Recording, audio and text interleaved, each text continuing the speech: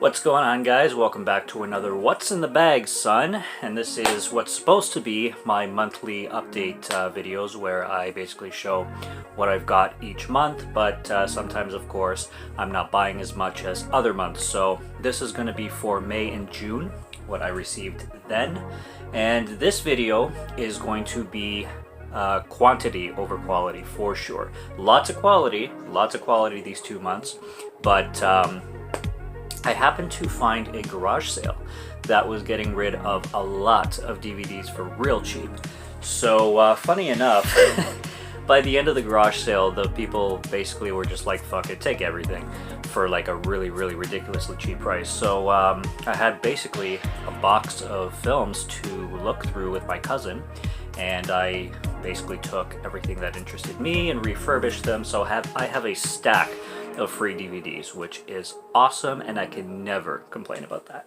And then as well as some other stuff I bought throughout the month. So starting off, found this for $3 with a slipcover, so I could not say no. This is a film that I've wanted to watch for a while. It's always been on my radar, but never found it streaming anywhere, and didn't find it until now, and it was $3. So that's In Time with Justin Timberlake and Amanda Seyfried.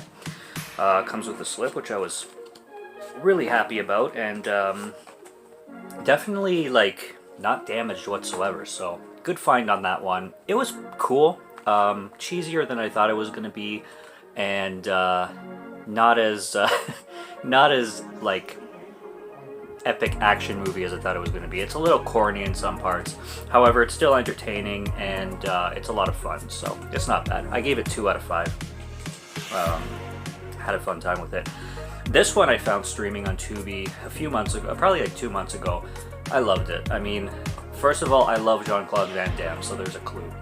And I love just how cheesy his stuff is, and you can't go wrong with, you know, B-movie action that he's so famous for. This is a newer one though. This is Enemies Closer. This is actually the same director of a film that I haven't seen with Jean-Claude Van Damme called Time Cop, but it's still on my list.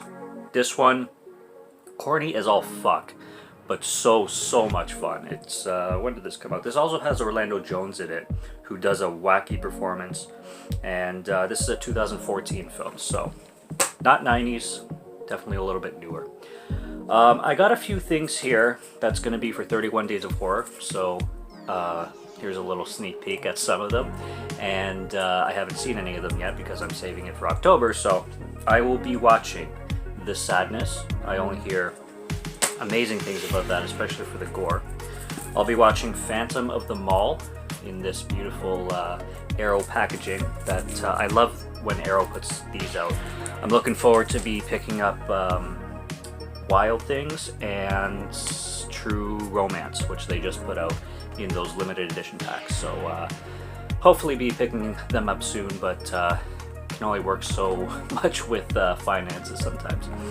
Another 31 Days of Horror, Chud. Never seen this film. I've never seen any films that I watch for 31 Days of Horror, so that's going to be a first time watch. I Know What You Did Last Summer, and I still know what you did last summer, but I have never always known what you did last summer. This is going to be a first time watch for 31 Days of Horror, so kind of funny that I'm watching the third film for 31 Days of Horror, but it's the only one I haven't seen. I picked it up, and I'm like, let's save it for 31 days. Another 31 Days, Campfire Stories. Looks cheesy, but looks fun as well. I heard of this one. This is 31 Days. I'm excited for it because I heard good things about it. Tamara, or Tamara, however you like to say it, should be a cool female slasher film. Looks awesome. 1980 classic for 31 Days of Horror, Night of the Demon. And I always confuse this one for another Night of the Demon, which is also called Curse of the Demon. So as soon as they said Night of the Demon 1980, I'm like, Night of the Demon isn't 1980, isn't that like a 50s movie? But yeah, same name, different film. 31 Days of Horror again, The Boogeyman from 1980 as well. So those will be fun to check out. So that's what I bought, and then the rest of the stuff literally is the garage sale stuff. So some of them I've seen, some of them I still have to see. but I definitely found some really, really great titles. The Taking of Pelham 1, 2, 3. I had a great time with that film. Never seen it until I got it for free, and I really liked it. Great performance by John Travolta. He's crazy in that one. Lawless. Still need to see this. I'm not big into westerns, but the cast has me sold, so I'll give it a chance. There has been westerns that have impressed me, but in general, I don't like westerns, but that's not to say I hate every single one. For example, The Hateful Eight is a western. Need I say more? It's fucking amazing. Jonah Hex. Haven't seen it. That'll be a first time.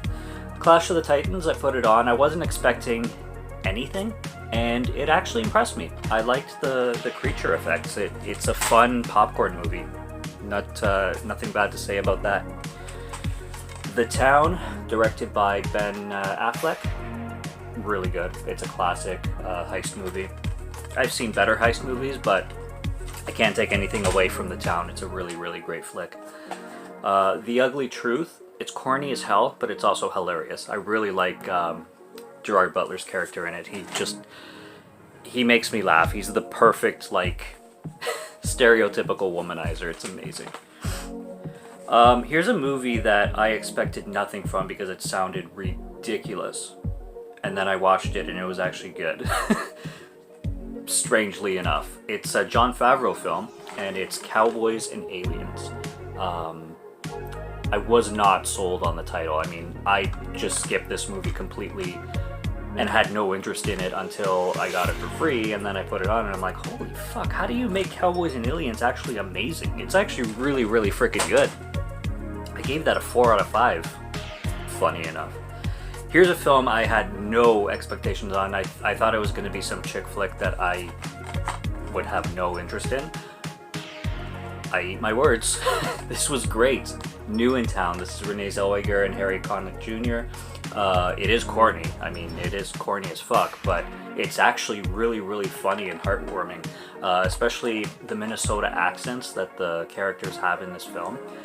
It's just so family-ish, like a small town community done right. I really, really like the theme of the film. So it is corny, like quite a bit corny, but it's really good. I loved it. Here's a film that I watched for the first time. Never seen it before. It is an Academy Award winner, and this is A Beautiful Mind, and it impressed me. It's a sad, depressing, dark story, but had a great time with it. And it definitely deserves everything that it got critically and all the awards at the Academy that it took. Definitely deserved it. One of the first time watch again. Never seen this film. Never really heard of this film until now, but I watched it and I loved it. This is B-movie glory. B-movie action glory. This is Broken Arrow with John Travolta and Kristen Slater. I mean, the B-moviness is just perfect. Perfect in that film. I had such a good time with it. Here's another film that impressed me. We're going to see a lot of this, actually, because a lot of these films I just put on with low expectations, and then they blew me away because I had low expectations on them. I'm not into political thrillers. I don't, like I said, again, with the westerns, there is some that I like, but generally I just don't like political thrillers. They don't do much for me. I put this on and I had so much fun with it. I did watch this film, I think when I was like 12, when it came out, 2002, I would have been 13, and I didn't like it at all. It was boring, right? And I gave it another chance now, and I really liked it. This is a great, great freaking film. It's suspenseful, it's well directed, it's great, the performances are great. Yeah, it can get a little slow here and there, but it's really well done. And I really want to read the book now. I've never been a Tom Clancy fan, but I loved that film, and I found out it was based on a book, and I figure the book probably will be a lot more detailed and a lot more interesting, so at least dive into the story more, which should be cool. But yeah, The Sum of All Fears was awesome. Here's a remake of a classic. Never seen the classic, never seen the remake. This was a first time watch. Shaft with Samuel L. Jackson. This movie says fuck a lot. What else? Oh fuck, what's his name? Oh my gosh, Batman. How am I blanking on this guy? How am I blanking on this guy?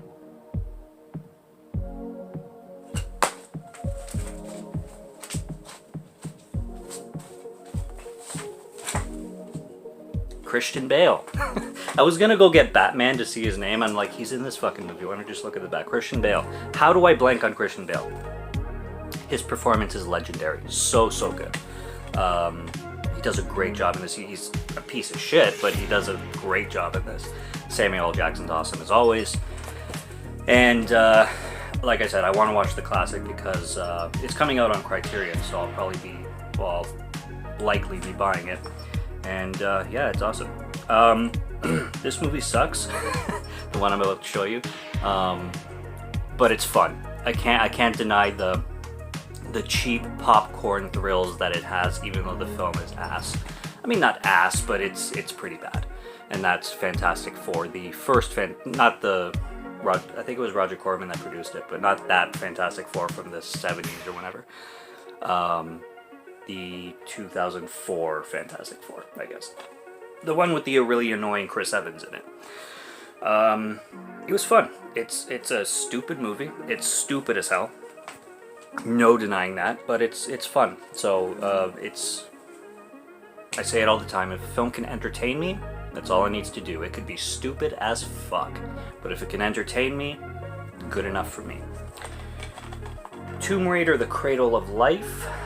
Did not own this one. Was waiting to buy it, but got it free. I might replace this with a Blu-ray, but I have the original Tomb Raider on Blu-ray, and I got this one for free, so it works. Here's a film that I was looking forward to because I love B-movie action. A buddy of mine told me that this film is horrible, so I'm like, oh great, I'll put it on. It's not horrible. I really like this film. This is perfect B-movie action, and that is The Marine, with John Cena. John Cena! Unrated and cheesy. I mean, it's corny, but it's a B-movie. It's great B-movie action. I really had a great time with it. Jumper, it's alright. It's meh. Again, cheap thrills, just like Fantastic Four. Need I say more? It's basically what it is. Great film with a slipcover. Not that I care too much about DVDs having slipcovers or not. I'm more of a slipcover for Blu-ray guy or 4K. But this is an award winner. Again, I don't know if it took the Academy Award, but it definitely won some stuff, and very much acclaimed by critics, and one of Jamie Foxx's best performances, clearly. Ray, based on Ray Charles, of course. Very good movie. If you like tearjerkers and true stories and character studies and biographies, kind of biography style films, can't go wrong with that one. It's really good. And like I said, Jamie Foxx kills it. A very divisive film, but one of Javier Bardem's best performances he's ever done. No Country for Old Men. Divisive because, especially the ending, and a lot of people find this film slow as fuck, boring as fuck, whatever as fuck. I mean, you have to know what you're getting into to enjoy this film. Another Western. Western that I like. I like this film a lot. I'm on the plus side. I don't think it's like one of my favorite films ever, but I enjoy it. I enjoy kind of mystery stuff like that in films that have different meanings. It is slow, but it is worth the pace. Slow burns don't bother me at all. So I really enjoyed it. I had seen this film before, and I found it middle of the road. I do need to give it another watch because I haven't watched it in a long time. But It's Complicated with Meryl Streep and Alec Baldwin. Like I said, it was middle of the road the last time I watched it, but I remember it having like pretty entertaining parts, and it's definitely not a bad film whatsoever. So that'll I'll be interested to watch it again and give it a better judge and kind of older understanding of it, I guess, because I was a teen when I watched that last again. very good movie. The director Tony Scott has better films, but this is a good film. Nothing to take away from this one. Denzel kills it. That's Man on Fire. Dark film. Very dark film, but very, very good. And great lead with Denzel Washington. You get Dakota Fanning in there too. Little child role when she was young. I think she was like 6 or 7 or something like that. Here's a shit film. Well, universally not liked. And I haven't seen this. I've only seen clips of this film when I was a kid. Like clips. Like maybe in total 5 minutes, if that. So I did watch it technically for the first time, beginning to end, when I got it from the garage sale. And I had no problems with it. This was fun. Excuse me. This was fun. That's Spawn from 1997 with Michael J. White. Is it Michael J. White? Am I getting that right? Michael J. White, yeah. And you got blanking again. John Leguizamo as one of the villains in there too, who doesn't look like John Leguizamo because they make him like massive and like you dress him up as a clown basically. But you know, super entertaining and not the best superhero movie obviously, but it's dark. It's got that kind of Blade feel / Crow feel when it comes to the vibe of it. Not as good as Blade or The Crow, especially The Crow. Geez, that film's amazing. But nonetheless, it's an enjoyable film. I had a good time with it. I'm on the like side. So, The Wolfman. This is another one I might trade for a Blu-ray because I found the Blu-ray for $3. I'm just deciding, do I keep the DVD since I got it free, or do I just pay $3 and trade this one in? We'll see. Still haven't decided what I'm going to do with that. But I love The Wolfman, the remake. Like, this is the remake of the original classic Wolfman, obviously. Benicio del Toro does a good job in it, and it modernizes the story very well. If you like Underworld, you'll like The Wolfman, pretty much. 2 films, which I don't own the original. I was just talking about it too. Blade 2 and Blade 3, Blade Trinity. So I got these 2. I'll need to pick up Blade probably on DVD since I have these 2 DVDs. The Blade trilogy, it's like I've never grown up with it, so there've always been good movies to me, not phenomenal movies to me. I don't have the nostalgia or the, love for Blade that some people have, but can't take anything away from them. Blade 2 is really, really good, and Blade 3 I never had any problems with, and then the original Blade is classic, but they're all kind of like the same enjoyment level that I have for them. And then 2 other films, again, they go together. Hellboy and Hellboy 2. So got those 2. Another one that a lot of people are divisive on, most people hate it, is the remake with the guy from Stranger Things. I'm definitely blanking on his name right now, but I had a good time with the remake.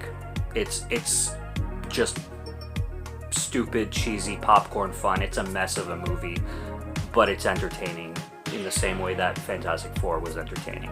It's not a good film, on paper or the way it was produced, and obviously studio involvement fucked it up a lot too, but it's still entertaining. It's great popcorn fun. It's summer blockbuster fun, It is what it is. The Ron Perlman films are better, and now I have them both on DVD. So that's the garage sale films, and that's everything I got to show.